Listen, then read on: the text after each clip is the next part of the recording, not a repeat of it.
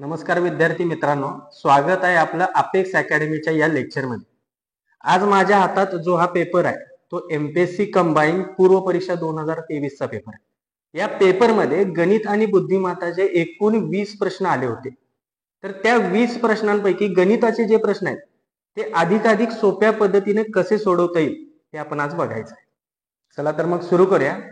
आजच्या लेक्चर मधला पहिला प्रश्न आपण घेतलाय तो आहे।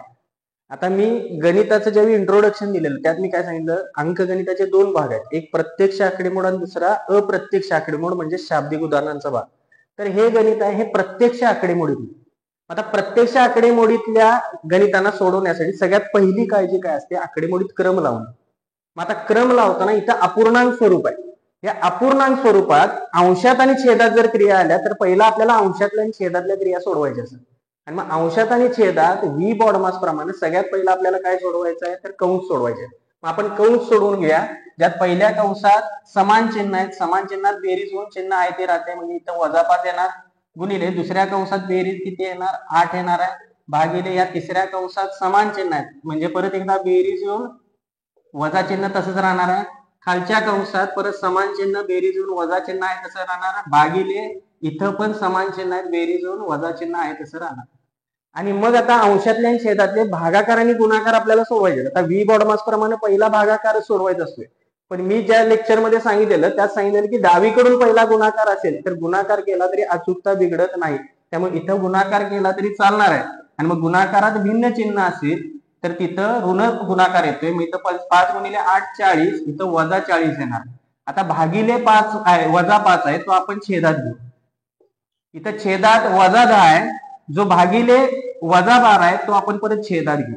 आणि मग आता आपल्याला भागाकार सोडवायचे। मग आता भागाकारात समान चिन्ह जर असेल तर तो भागाकार धन होत असते, म्हणजे वजा वजा चिन्ह एकमेकाला इथं निघून जात असतात। म्हणजे इथं 5 ने 40 ला भाग घालवला तर तो कितीचा जातोय 8 चा, पण इथं वजा वजा जाऊन हे धन येणार। इथं आपण भाग घालवायचा नाही, पण वजा वजा चिन्ह असल्यामुळे ते धन होणार आहे, म्हणजे इथं 10/12 येणार। आणि आता आपल्याकडे संयुक्त अपूर्णांक तयार झालाय। संयुक्त अपूर्णांकात छेदातला छेद असेल तर तो आपण कुठे नेत असतो, अंशात नेत असतो, म्हणजे हा छेदातला छेद 12 आहे तो अंशाकडे म्हणजे कुणाकडे जाणार 8 कडे, म्हणजे इथं 12 गुणिले 8 भागिले 10 येणार। आता इथं 12 गुणिले 8 किती होणार 96, आणि 96 भागिले 10 आहे। 10 न भागताना 10चा घातांक भागताना आपल्याला जेवढे शून्य आहेत तेवढी घर सोडून दशांश चिन्ह इथं अंशामध्ये द्यायचंय। मग इथे 1 शून्य आहे म्हणजे एक घर सोडून आपण दशांश चिन्ह देणार, म्हणजे तिथं 9.6 हे त्याचं उत्तर येणार आहे। आता इथं मी संक्षिप्त रूप दिलेलं नाहीये, 5/6 लिहू शकलो असतो, पण छेदात जर 10चा घातांक असेल त्याला संक्षिप्त करून आपण आपलं भागाकाराचं काम वाढवायचं नाही। छेदात 10चे घातांक असतील तर आपलं भागाकाराचं काम तिथं सोपं होत असेल, त्यामुळे मी हा 10 आहे तसा ठेवला, त्यामुळे हे भागाकार मला सोपा झाला। आता हे आपण दुसरं गणित घेतलं आहे त्यातलं। आता हे गणित जरी बघितलं तर हे प्रत्यक्ष आकडेमोडीचंच गणित आहे। मग इथं मी मगाशी काय सांगितलं, पहिलं काम आहे आपलं क्रम लावून घेणं। मग आता इथं पण अपूर्णांक स्वरूप आहे, अंशातल्या छेदातल्या क्रियांकडे पहिला बघितलं पाहिजे, पण अंशात छेदात गुणाकार करून बेरीज करायची आहे। मग इथले गुणाकार करून बेरीज केली आणि मग अपूर्णांकातला भागाकार करायला गेलो तर ह्या क्रमानुसार आपल्याला वेळ लागणार। मग यासाठी काय करता येईल तर याला सोपं कसं करायचं बघूया। तर इथं प्रत्येक गुणाकारात एकच संख्या 3 वेळा आहे, म्हणजे त्या संख्येचा घन तिथं आहे, म्हणजे इथं 0.1 चा घन आहे, इथं 0.02 चा घन आहे, छेदात इथं 0.2 चा घन आहे, आणि इथं 0.04 चा घन आहे। आता मी छेदात निरीक्षण केलं तर 0.2 आणि 0.04 म्हणजे इथं 2 आणि इथं 4 तुम्हाला दिसतोय, तर या दोन्ही संख्यांमध्ये 2 हा सामायिक अवयव आपल्याला दिसेल। मग 2 हा सामायिक अवयव असेल तर आपण मूलभूत सूत्रानुसार या दोघांमधून 2 ला या बेरजेतून बाहेर सामायिक घेऊ शकतो। आता त्या 2 ला बाहेर सामायिक घेताना 2 ने इथं भाग घालवणार, म्हणजे इथं फक्त 2 न भाग घालवायचे, यातली दशांश स्थळ कुठेही बदलणार नाहीत, म्हणजे आपण अंशात आहे तसंच ठेवूया 0.1 चा घन अधिक 0.02 चा घन, आणि इथं सामायिक आपण कुणाला घेणार आहे 2, पण या संख्यांचे घन असल्यामुळे 2 चा पण घन त्यातून सामायिक घेणार, म्हणजे बाहेर आला 2 चा घन, आत कंसात कोण राहिलं इथं 2 न भाग घालवल्यामुळे इथं 1 चा भाग जातोय, दशांश स्थळ आहे तसे राहणार, म्हणजे इथं 0.1 येणार, इथं 2 चा 2 न भाग जातोय पण दशांश स्थळ आहे तसे म्हणजे 0.02 येणार, आणि मग इथं 2 सामायिक घेतल्यावर इथं कंसात अशा पद्धतीने आपल्याला संख्या मिळणार आहे। आणि मग आता अंशात आणि छेदातला हा कंस बघितला तर हा सामायिक आहे, मग हा अंश या छेदातल्या कंसाला काय करतोय, काढून टाकतोय. त्यामुळे अंशात किती राहिलं, 1, आणि छेदात 2चा घन. 2चा घन म्हणजे किती, तर 2चा घन म्हणजे 8, 1/8. पण आपले पर्याय ते दशांश अपूर्णांकात आहे. आता ह्याला दशांश अपूर्णांकात रूपांतरित करायला आपण 8 ने 1ला भागत बसू शकतोय. पण दुसरा निरीक्षणाचा भाग काय, दशांश अपूर्णांक म्हणजे ज्या अपूर्णांकाचा छेद 10चा घातांक असते. आणि 10चे घातांक म्हणजे कुठे, 10, 100, 1000. त्यामुळे छेदाच्या पटीत कुठला 10चा घातांक आहे का हे आपल्याला बघायचं आहे. मग 8च्या पटीत जर विचार केला तर 8ला 125 ने आपण गुणलं तर 1000 येते. म्हणजे आपण 10चा घातांक आणू शकते. पण किंमत आहे तेवढी ठेवायला, छेदाला जेवढ्यानं गुणले तेवढ्यानं अंशाला गुणा, म्हणजे अंशाला पण आपण कितीने गुणणार, 125. आणि मग इथं अंशात 125 आले, छेदात गुणाकार किती आला, 1000. म्हणजे छेदात 10चा घातांक आपण आणला. आणि मग या 10च्या घातांकात किती शून्य आहेत, 3. मग जेवढे शून्य आहेत तेवढी घरं सोडून दशांश चिन्ह अंशात येणार. म्हणजे इथं 3 घरं सोडून दशांश चिन्ह द्या. ज्याचं उत्तर किती आलं, 0.125. आता पुढचे आपण प्रश्न घेणार आहे ते यातले शाब्दिक उदाहरणांचे. आता मी पुढचं शाब्दिक उदाहरण वाचून दाखवते, ते तुम्हाला तुमच्या स्क्रीनवर पण दिसेल. तर एका माणसाने बँकेकडून दशादशी 12% सरळ व्याजाने कर्ज घेतले. 3 वर्षानंतर त्याने रुपये 5400 सरळ व्याज फेडले, तर त्याने घेतलेल्या कर्जाची रक्कम किती. आता पहिल्यांदा काय बघायचं असते की आपल्याला दिलेल्या काय काय गोष्टी आहेत. तर पहिला दशादशी 12% म्हणजे तुम्हाला दिलाय तो व्याजाचा दर जो 12% आहे. त्यानंतर दिले 3 वर्ष ही तिथली मुदत आहे. आणि त्यानंतर दिले ते तुम्हाला सरळ व्याज दिले 5400 रुपये. आता सरळ व्याजाला सिंपल इंटरेस्ट म्हणतात, म्हणून थोडक्यात आपण SI असं दाखवत आहे, 5400 रुपये. आता ह्या 3 दिलेल्या गोष्टी आहेत. आता तुम्हाला विचारलेली गोष्ट काय, तर त्या कर्जाची रक्कम किती. आता कर्जाची रक्कम म्हणजेच मूळ रक्कम, म्हणजेच आपल्याला मुद्दल शोधायचे. मग आता आपल्याला सरळ व्याजाचं माहित असणारं सूत्र काय, मुद्दल गुणिले दर गुणिले मुदत भागिले 100. आता यात सरळ व्याज, दर आणि मुदत तुम्हाला दिले, मुद्दल विचारले. आता ही मुद्दल शोधण्यासाठी काय करावं लागेल, हा 100 भागिले तो इकडे गुणिले करावं लागेल. आणि हा दर आणि मुदत हे गुणिले ते इकडे काय करावं लागतील, भागिले करावं लागतील. म्हणजे तिथं सरळ व्याजाला 100 न गुणून R आणि N म्हणजे दर आणि मुदतीने इथं भागावं लागेल, मग मला मुद्दल मिळणार आहे. आणि मग इथं त्या किमती आपण ठेवूया. सरळ व्याज आपल्याला किती दिले, 5400 रुपये. ठीक आहे, गुणिले 100. दर किती दिलाय, 12% आणि मुदत किती दिले, 3 वर्ष. आणि मग आता ह्या आकडेमोडीतून आपण मुद्दलीला शोधूया. तर 3 भाग घालवला तर 18 त्रिक 54. इथं 18चा भाग जास्त असतो, इथं 00. आता 12 न 1800 ला भाग घालवला तर इथं 12 एक्के 12, बाकी किती राहिली 6, पुढे 60, 12 पंचे 60 आणि पुढचा 0 किती राहिलं, 150. म्हणजे 150 गुणिले 100 म्हणजेच मुद्दल किती येणार, ह्या 150च्या पुढे ते 2 शून्य द्या, 15000 रुपये ही तिथली मुद्दल येते. आता पुढचा प्रश्न आहे, एका दुकानदाराने 15 शर्ट 2340 रुपयांना विकल्यास 60 रुपये तोटा होतो.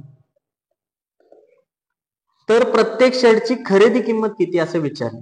आता आपल्याला दिलंय तर 15 शर्ट 2340 रुपयाला विकलेत. मग विकलेत याचा अर्थ 15 शर्ट साठी 2340 ही काय आहे, विक्री किंमत आहे.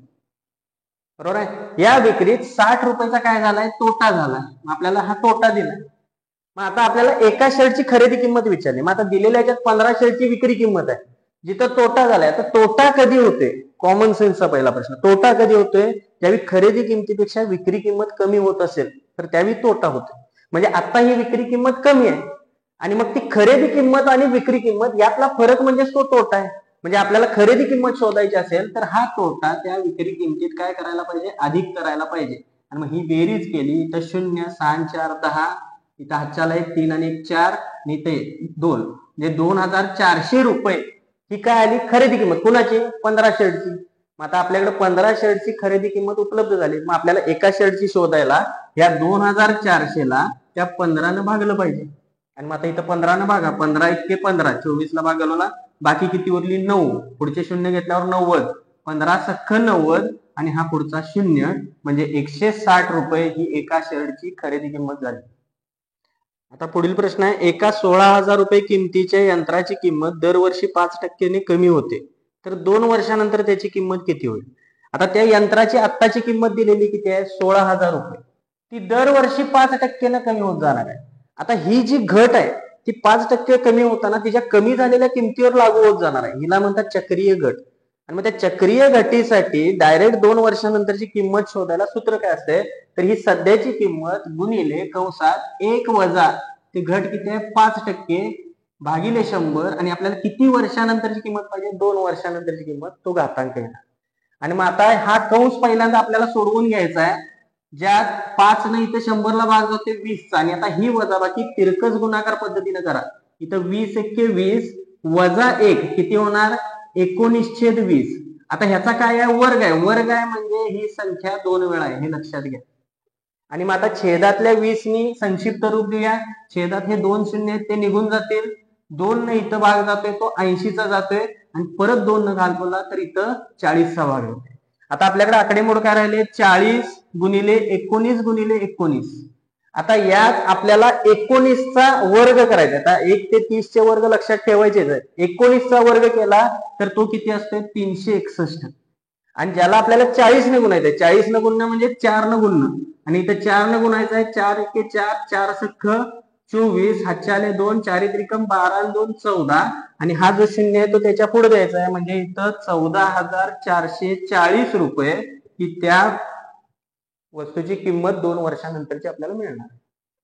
पुढील प्रश्न आहे आगगाडीचे प्रवास भाडे 20% वाढवले, पुन्हा सलग 2 महिन्यात 10% व 25% वाढवले तर सुरुवातीच्या प्रवास भाड्यात एकूण किती टक्क्यांनी वाढ झाली. आता इथं सुरुवातीला वाढ दिली ती 20%, पण पुढे सलग 2 महिन्यात झाली ती वाढच आहे, ज्यातली वाढ आहे 10% आणि नंतर आहे 25%. आता एका मूळ किमतीत एकसारखी वाढच होत गेली तर त्या मूळ किमतीत एकूण शेकडा वाढ किती होते आपल्याला शोधायचं असेल तर ती वाढ शोधण्यासाठी x अधिक y अधिक xy छेद 100 हे सूत्र आहे. मग ह्यासाठी 2-2 टक्केवारी आपल्याला घ्यावी लागणार आहे. मग पहिल्या दोन कुठल्या आहेत 20% आणि 10%. मग इथं 20 अधिक 10 अधिक 20 गुणिले 10 भागिले 100 अशी ती आकडेमोड येणार. मग इथं 20 अधिक 10 किती होणार 30 आणि इथं भागाकारात हे 2 शून्य गेले तर इथं किती येते गुणाकार 2. मग 30 आणि 2 इथं 32% ही एकूण वाढ पहिल्या 2 टक्केवारींची मिळून जाईल.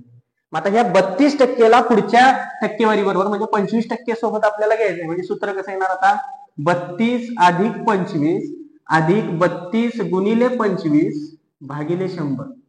आणि मग आता इथली बेरीज केली तर इथं 2 आणि 5 7 होणार आहे, 3 आणि 2 5 होणार आहे. आणि आता इथला गुणाकार भागाकार करताना 25 न इथं भाग जातोय 25 चोक 100 आणि इथं 4 न भाग जातोय तो 8चा म्हणजे इथं किती आलं 8 आणि मग हे 57 अधिक 8 65%. आणि मग ह्या तिघांची मिळून मूळ भाड्यामध्ये किती टक्के वाढ झाली 65% वाढ झाली. आता पुढचं उदाहरण आहे एक फलंदाज 19व्या डावात 98 धावा करतो आणि त्यामुळे त्याची सरासरी 4 ने वाढते तर 19व्या डावानंतर त्याची सरासरी किती. आता त्यानं 19व्या डावात 98 धावा केल्या, त्याची सरासरी त्यामुळे कितीनं वाढले 4 न वाढले. म्हणजेच याचा अर्थ काय आधीच्या 18 धावांची जी सरासरी असेल 18 डावांची ती त्यांची 4 न वाढले म्हणजे ह्या 18 डावांमध्ये 4-4 धावा त्यानं वाढवल्या म्हणजे तिथं किती झाले 72. मग ह्या धावा यातनं यांच्याकडे गेल्या म्हणजे त्या कमी केल्या तर ही जी येते ती 19 डावानंतरची सरासरी येते. पुढील प्रश्न आहे 3 व्यक्तींच्या आजच्या वयांची बेरीज 72 वर्षे आहे व 7 वर्षांपूर्वी त्यांच्या वयांचे गुणोत्तर 4:6:7 असे होते तर त्यांचे आजचे वय किती. आता आपल्याला जे गुणोत्तर दिलंय 4:6:7 हे कधीच आहे तर हे 7 वर्षापूर्वीच आहे आणि बेरीज जी दिली 72 वर्ष ही कधीची आहे तर ही आजची बेरीज आहे. मग आता 7 वर्षांपूर्वीचा विचार केला तर ह्यातल्या प्रत्येकाचं वय 7-7 वर्षांनी कमी होणार. मग आपल्याकडे किती जण आहेत 3 जण आहेत. मग तिघांची वय आपल्याकडे 7-7 वर्षांनी कमी होणार म्हणजे एकूण किती वर्ष कमी होणार 21 वर्ष कमी होणार. म्हणजे यातनं 21 वर्ष काय होणार आहेत कमी होणार आहेत. मग यातनं 21 वर्ष कमी केली तर किती येतात बघा 51 वर्ष. म्हणजेच 7 वर्षापूर्वी त्यांच्या वयांची बेरीज किती होती 51 वर्ष. मग आता तिथलं गुणोत्तर आपल्याकडे आहे. मग या गुणोत्तरात त्यांची एकक आहे 4, 6 आणि 7. मग यांची बेरीज केली 4 आणि 6 10, 10 आणि 7 17. मग ही 17 एकक म्हणजे 51 वर्ष असतात. म्हणजे ह्या 17 ने भागलं तर एक एकक कितीचं आहे 3 वर्षाचं. आणि मग ह्या एका एककाच्या किमतीवरून इथली वय आपण शोधू शकतो. मग इथं 4 एककांचे 3 वर्षानुसार किती होणार 12 वर्ष, ह्याचे 6 एककांचे 18 वर्ष आणि 7 एककांचे 21 वर्ष हे त्यांचं वय येणार. पण हे कधीचं वय आहे? 7 वर्षानंतर, 7 वर्षांपूर्वीचं. मग 7 वर्षानंतरचं म्हणजे आजचं वय शोधायला यांच्या प्रत्येक वयात 7 आपल्याला मिळवत जायला पाहिजे. आणि मग ही वय किती येतात बघा. पहिल्याचं येईल 19 वर्ष, दुसऱ्याचं येईल 25 वर्ष आणि तिसऱ्याचं येईल 28 वर्ष. आणि हे आपलं उत्तर आहे. आता पुढील प्रश्न आहे, वर्तुळाचे क्षेत्रफळ क्ष चौरस सेंटीमीटर असेल आणि त्याच वर्तुळाचा परिघ क्ष सेंटीमीटर असेल तर खालीलपैकी कोणती त्या वर्तुळाची त्रिज्या होईल. आता बघताना प्रश्न अवघड वाटतोय, पण निरीक्षण केलं तर क्षेत्रफळ क्ष चौरस सेंटीमीटर आणि परिघ क्ष सेंटीमीटर दिलाय. म्हणजे जेवढं क्षेत्रफळ आहे तेवढाच परिघ दिसतोय ना. मग आता आपल्याला वर्तुळाच्या क्षेत्रफळाचं सूत्र काय आहे? पाय आर वर्ग, म्हणजे पाय गुणिले आर वर्ग. आणि परिघाचं सूत्र काय? 2 पाय आर, म्हणजे 2 गुणिले पाय गुणिले आर. मग आपल्याला काय दिले त्यांनी? क्षेत्रफळ जेवढं आहे तेवढाच त्याचा परिघ आहे. म्हणजे हे दोघं कसे आहेत? समान आहेत. मग आता समानतेला दोन्ही बाजूला जर फक्त गुणाकार क्रिया असेल तर त्यातले सामायिक आपण अवयव काढून टाकू शकतो. म्हणजे ह्या दोन्ही बाजूला पाय आहे, तो पायला पाय निघून जाईल. आणि हा आर शोधण्यासाठी हा आर गुणिले तो इकडे भागिले करा, म्हणजे इथं आर वर्ग भागिले आर येणार.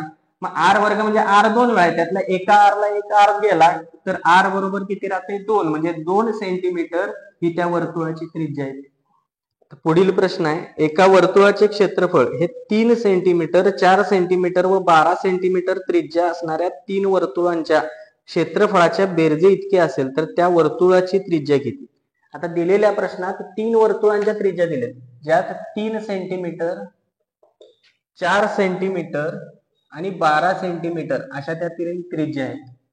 आता ह्या 3 त्रिज्या ज्या वर्तुळांच्या आहेत त्यांच्या क्षेत्रफळांची बेरीज त्या एका वर्तुळाच्या क्षेत्रफळा इतकी आहे असं त्यांनी आपल्याला अट दिले.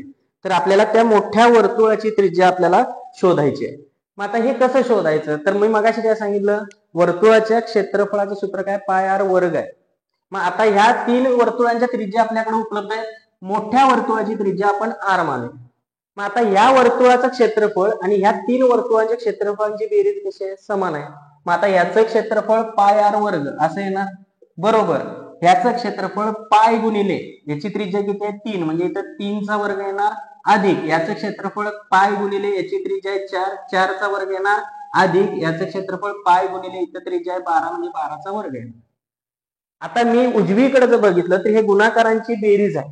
या प्रत्येक गुणाकारामध्ये पाय आहे का नाही? आणि मग असेल तर मूलभूत सूत्रानुसार आपण यातून पाय सामायिक घेऊ शकतोय. मग इथं पाय गुणिले आर वर्ग तसाच ठेवूया आणि यातून आपण कुणाला सामायिक घ्यायचा आहे? पायला. कंसात काय राहणार? 3चा वर्ग अधिक 4चा वर्ग अधिक 12चा वर्ग. आणि मग आता मगाशी सांगितल्याप्रमाणे दोन्ही बाजूला गुणाकार असेल तर आपण सामायिक अवयव काढून टाकू शकतो. म्हणजे इथं पायला पाय इथं पण निघून जाईल, पायची किंमत ठेवायची गरज नाही. आणि मग इथं राहिलेलं आर वर्ग बरोबर, आता इथं 3चा वर्ग किती आहे? 9, 4चा वर्ग 16 आणि 12चा वर्ग 144 यांची बेरीज करा. मग इथं 144 आणि 16 160, 160 आणि 9 169, म्हणजे आर वर्ग किती आला? 169. मग इकडून वर्ग आपण काढून टाकला तर समीकरणातून इकडून वर्ग काढला की इकडे वर्गमूळ येते, म्हणजे 169चं वर्गमूळ येणार जे किती आहे? 13. आणि म्हणजे त्या मोठ्या वर्तुळाची त्रिज्या किती येणार आहे? 13 सेंटीमीटर. तर आजच्या या लेक्चरमध्ये आपण मागील वर्षीच्या पेपर मधील जे गणिताचे प्रश्न होते ते 10 प्रश्न आपण सोडवलेले आहेत. आता हे प्रश्न सोडवण्यासाठी वेग आणि अचूकता कशी आणली पाहिजे आणि सोप्यात सोप्या पद्धतीने कसं सोडवलं पाहिजे याचा विचार आपण केला. आता या पद्धती तुम्हाला कशा वाटल्या ते आम्हाला कमेंट्सद्वारे नक्की कळवा. आता या पद्धतींमागील मूलभूत संकल्पना काय आहेत हे जर आपल्याला सविस्तर जाणून घ्यायचं असेल तर त्यासाठी लवकरच आपण ऑनलाईन कोर्स देखील सुरू करत आहोत. त्याचबरोबर तुम्हाला आजचं हे लेक्चर आवडलं असेल तर या व्हिडिओला जास्तीत जास्त लाईक आणि शेअर करा आणि सबस्क्राईब करा आपलं चॅनल अपेक्स अकॅडमीला. तर चला मग भेटू पुढील लेक्चरमध्ये. धन्यवाद.